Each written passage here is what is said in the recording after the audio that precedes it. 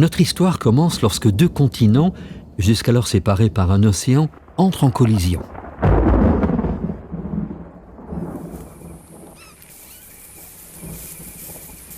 Une chaîne de montagnes se crée. Mais très vite, ces reliefs commencent à s'éroder, puis à se fracturer, donnant naissance à un nouvel océan.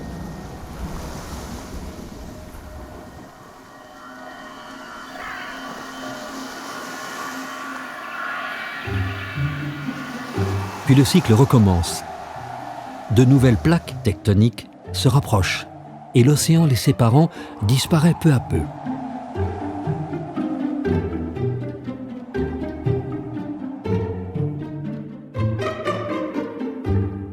Une nouvelle collision va engendrer une nouvelle chaîne de montagnes, les Alpes.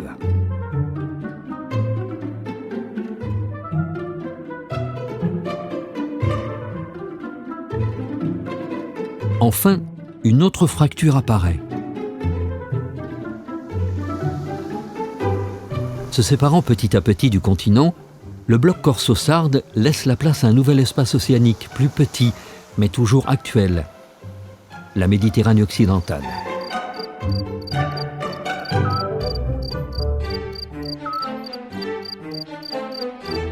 Cette histoire géologique mouvementée a contribué à faire du territoire des Alpes de la Méditerranée un lieu unique. En moins de 70 km, des sommets atteignant 3300 mètres d'altitude côtoient des fonds abyssaux à 2500 mètres sous la surface.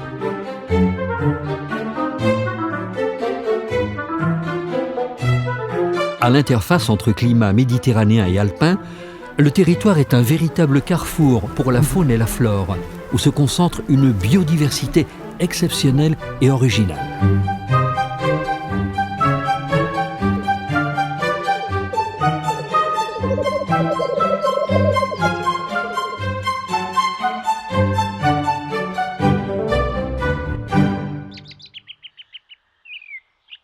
Depuis la fin de l'ère tertiaire, le climat local a subi les alternances des cycles glaciaires et interglaciaires.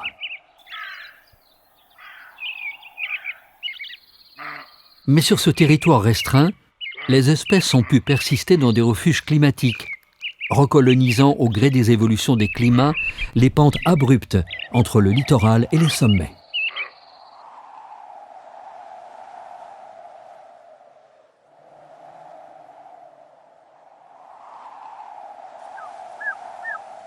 Faune et flore se sont ainsi maintenues et diversifiées, engendrant un endémisme rare d'espèces méditerranéennes et montagnardes.